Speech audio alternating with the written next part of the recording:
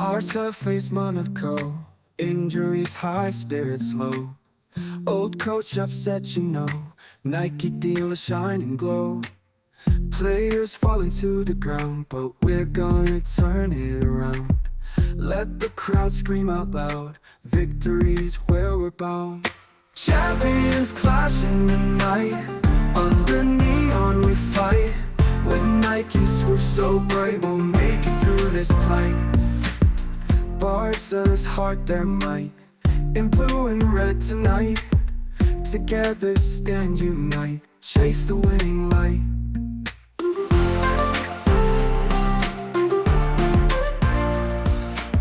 All right, Champions League week. You know what that means for Barca fans, right? Exhilarating highs. Oh. Gut-wrenching lows. Oh, yeah. And enough drama to keep us glued to our seats. It's true, and this time it feels like we're stuck in a time loop. Oh, absolutely. Being a Barca fan, it's like riding a roller coaster, blindfolded. Blindfolded, I like that. That's a new one. Never know what's coming next. Never a dull moment, that's for sure. But worry not. We're your guides for this wild ride. I feel safer already. You've given us a stack of articles. We did. We break them down, connect those dots. Love it. So let's talk injuries. Ooh, here we go again. The injury bug has bitten again. 3 weeks, at least 3 weeks on the sidelines for Fermín López. Quadriceps injury. Sound familiar? It should. Think back to 2021, Pedri. No. Same injury. It's not good. Same type of concern. It's not just a muscle strain. We're talking about the rectus femoris. Ooh, that sounds serious. It is. Notorious for causing recurring problems, especially for midfielders like Pedri and Fermín, who rely on explosiveness. Makes sense. Quick changes in direction. It can linger. Okay, so that Pedri comparison, not what I wanted to hear. But what makes this even more concerning, I think, is that both Fermín and Pedri jam-pack summers right before those injuries. Right. Euros, Yep. Olympics. Exactly. I mean, come on, give these guys a break. Exactly. It's like they barely had a moment to catch their breath. No kidding. And this leads to a bigger conversation, Oh, here we go. The elephant in the room. Player burnout. Yeah, tell me about it. It's like a never-ending season for these guys. Well, and it really is. something's got to give. Well, something has given their quads. Right. And as if one injury wasn't enough, Dani Olmo is out too. Hamstring. Oh, no. Not Donnie, too. This is awful. Awful. So this leaves Hansi Flick in a bit of a pickle, Yeah. especially in the midfield Champions League opener against Monaco right around the corner. Speaking of Monaco, remember the Gamper Trophy? Don't remind me. They got the better of us, didn't they? Oh, did? And they're going to be looking to do it again. Absolutely. Pressure is on. So, what's a manager to do? Midfield crisis on his hands. Well, if you're Hansi Flick, you turn to family, apparently. Family? What do you mean? 2 surprise call-ups for you. Okay. Tony and Gil Fernandez. Fernandez, okay. And get this, they're cousins. Wow. Keeping it in the family, huh? I know, right? That's a new one. I mean, talk about a vote of confidence from the gaffer. It really is. I mean, this is a bold move, even if they are related. Speaks volumes, I think, about Flick's willingness to tap into La Masia. He's got no choice, let's be real. Yeah, true. Could be desperation. A bit of both. Bit of both. It's not like he's got a ton of other options, though, does he? Who are we kidding? I mean, we've got Rafinha at the 10. Yeah, heard that one. Maybe even Eric Garcia pushed up into a more midfield role. Interesting. Okay, let's unpack those options. Please. They're fascinating for very different reasons. Lay it on me. So, Rafinha at 10. Yeah. Intriguing, but risky. How so? He's got the creativity, no doubt, but can he dictate the tempo? Can he control the flow of the game from that central position? It's a big ask. It's a big ask, particularly for a player who's used to operating out on that wing. Totally. So it'd be a big shift for him. Big ask. And Eric Garcia in midfield against Monaco? I'm not so sure. I think it depends. Okay. What is Flick aiming for? Right. If he wants defensive solidity, which, let's be honest, Monaco's are no joke. they are not. Garcia's defensive skills. They make sense? They do make sense in that regard. Right. But, and it's a big but, There's always a but. it limits our attacking options. No, true. And then there's Pablo Torre. Oh yeah, the curious case of Pablo Torre. Yeah. The forgotten man. He's barely gotten a look in this season. I know. It's like, where does he even fit into all of this? He's obviously talented. Very talented. But is this his moment? Right. Or will he be stuck on the bench wondering what he needs to do to get Flick's? How about Pau Cubarsi?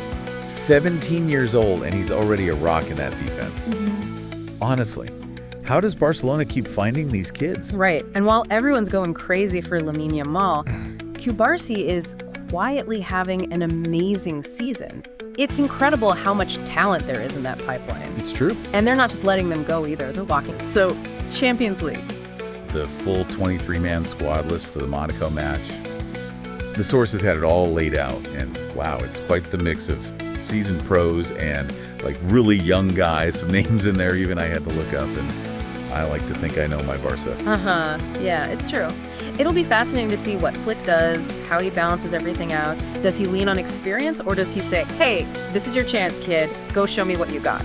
Well, he's certainly not afraid to make some, let's call them interesting choices. They were talking about the CBS sports predictions. Oh, yeah? Barca to top the group. What do you think? A bit optimistic, given everything we just talked about. Maybe a tad. But let's not forget, Barca, historically, they come out strong in the Champions League. They do. That article you shared about past opening games? Oh, yeah. 71% win rate. It's not too shabby. Not too shabby at all. But, there's always a but. There always is. Don't tell me. Remember last time Barca lost their Champions League opener? Oh, no. Don't tell me. 2021 against Bayern Munich. Okay. And who was leading the line for Bayern that day? No way. Robert Lewandowski. You've got to be kidding me. Hey, no, right? Talk about adding another layer of intrigue to this matchup. It's Lewandowski versus his old team. In their Champions League, with a chance to potentially rewrite history? I can't even deal right now. I know. The narratives practically write themselves. But before we get too lost in the on-field drama, we have to talk about the drama brewing behind the scenes. Oh, you're right. Contract disputes, hurt feelings. It wouldn't be a normal week at Camp Nou without a little off-the-pitch turmoil. You're telling me. This time, it seems like Xavi is feeling a bit bruised. The articles paint a picture of a man who feels misunderstood. Or disrespected. Even disrespected by some of the narratives coming out of the club since his departure. And who can blame him? Honestly, who can blame him? Especially that whole thing with Pedri's comments about the team's fitness. It certainly didn't help. Talk about awkward timing. Pedri sort of implied that the team is in better shape now under Flick, which, even if unintentional, reflects on Xavi's time in charge. I see. It's like saying your new car runs smoother without explicitly mentioning the old one had engine problems. Ouch. That's good. And everyone remembers how Xavi's teams were like well-oiled machines, never tired, always pressing. Fitness was practically in their DNA. Right. So for Pedri to make those comments, even casually, it's hard not to see it as a little dig at Xavi. Sure. Whether he meant it that way or not. Definitely. Exactly. And it highlights a crucial aspect of managing a club like Barca. The importance of clear communication, respect, and maybe a little bit of sensitivity, even when change is necessary. It's a delicate balance. It's a delicate balance, managing those big personalities and egos. But let's not forget, Xavi's not the only one dealing with contract drama. We've got another situation brewing, and it involves one of our rising stars, Unai Fernandez. Oh. The kid's contract is expiring. And you know what that means. Sharks circling, ready to poach another La Masia talent. It's a classic Barca dilemma. It really is. You want to nurture young talent, Right. but there is a fine line between ambition and loyalty in today's football world. It's a high-stakes balancing act. Look at the players who've slipped through our fingers, Some went on to achieve great things. leaving us wondering, what if? Right. It's tough because you want what's best for the player, Right. but you also have to think about what's best for the club. The high-stakes balancing act. Hey, speaking of contracts, at least we have some good news to celebrate. Oh, yes. Remember those articles about Pedri's contract renewal? Yep. Well, it's official. He's staying put. He's staying put. That right there is a reason to celebrate. It really is. Pedri is the heart of this team, He really is. and securing his future at Camp Nou is a massive win. I'll say. And it proves that sometimes the love for the badge can outweigh any financial incentive, which is rare in this day and age. Good for him. Good for him, good for Barca. Okay, let's try to end this segment on a high note because it's Champions. It's going to be electric. It's gonna be electric. I can't wait. It really is. And despite all the injuries, contract drama, and behind-the-scenes whispers, it's a good reminder that Barca is still Barca. They're that team that can capture the imagination, They really do. that can make you believe anything is possible. They really do. I'm still buzzing, honestly, even after all that. I know, right? Like, we dissected all these articles, went through all the details. Laid it all out there. But I'm still excited. It's the Champions League. There's just something about it, isn't there? It's Barca. Exactly. We thrive on this chaos. Controlled chaos, maybe? Maybe, but if you had to pick right now one key takeaway for our listeners from everything we've discussed, what would it be? Ooh, that's a tough one. Okay, picture this. You're at Camp Nou, the lights are blinding, the crowd's going wild, and the whistle blows for kickoff. Goosebumps. Right. What are you thinking? What's going through your head at that moment? Honestly, I'm thinking this season, total wild card, Right. Injuries, Yeah. contract drama out the wazoo. Enough for a whole season of its own. In this squad, we've got veterans, youngsters. It's a real mixed bag. And that's it, right, that unpredictability, that anything can happen energy. It's Barca. Exactly.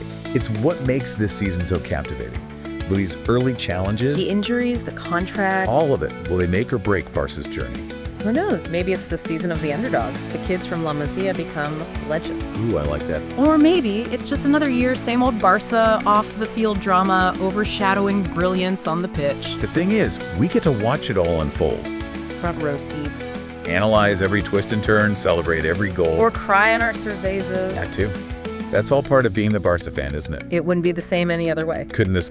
Any updates on that Nike deal? I feel like those rumors have been swirling forever. Right, so it looks like they've put their differences aside. And from the looks of things, with that new green third kit, which, by the way, I love the nod to the women's team there. Yeah, that kid is sharp. Anyway, it seems like both sides, they're ready to cash in. Yeah. And probably break some records while they're at it. A fresh new kit, a sponsorship deal that could be absolutely massive. Barca certainly knows how to make headlines. But in the end, it all comes down to what happens on the pitch. Can this young team actually get it done? That's the million-dollar question, isn't it? And what's so interesting about all this, it's like we're seeing a club right at a turning point, trying to overcome these injuries, dealing with the shadow of their old coach, all while putting their faith in this new generation of players. It's a lot. It's like a Greek tragedy or something. The history, the pressure, all the uncertainty. I mean, even I'm getting nervous just... So, to all our listeners, wherever you are in the world, buckle up, because this season, go a wild ride. keep the faith, Forza Barca.